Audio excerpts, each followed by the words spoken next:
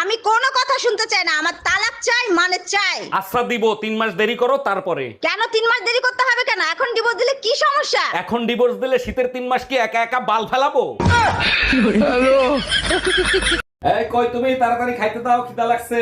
রান্না করি নাই, খিদা বেশি লাগলে রান্না কইরা খাও। কেন রান্না হয় নাই? তোমারে বিয়ে করে নিয়ে এসেছি কি শুয়ে বয়ে খাওয়ার জন্য? তুমিই তো বলছিলা আমার রান্নার স্বাদ আর গোবরের স্বাদ এক, আজকে গোবর খেয়েই কাটাও।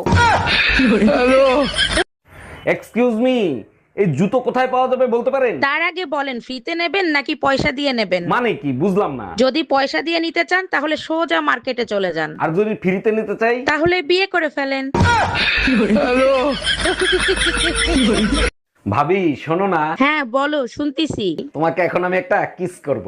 দেখো তুমি যদি আমাকে কিস করো আমি কিন্তু চিল্লানি দিব। চিল্লে কি হবে, আশেপাশে তো কেউ নাই। আরে গাধা, তুই তোর কাজ কর, আমি কি ফর্মালিটিও দেখাবো না? অরুণ ভাই, বিবাহিত দিনকাল কেমন কাটতেছে আপনার? আর ভাবি বললেন না, শখ করে এটা বিয়ে করছিলাম, যা ভাবছিলাম তা পাইলাম না। বলেন কি? তা কি ভাবছিলেন আর কি পাইলেন না? ভাবছিলাম ঘরে ঢোকার সাথে সাথে বউ বলবে আগে খাইতে দেবো না দরজা দেবো।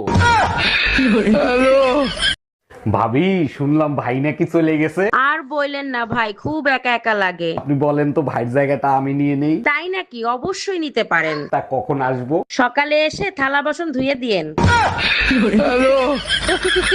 সবসময় ভালো কাজ করবেন, দেখবেন খুশি আপনি না চাইতেই পেয়ে গেছেন। হ্যাঁ, আমি তো সরকারি গোডাউনের মাল, সবাই চাইলেই পাইবে। বুঝলাম না, আপনি কি দা?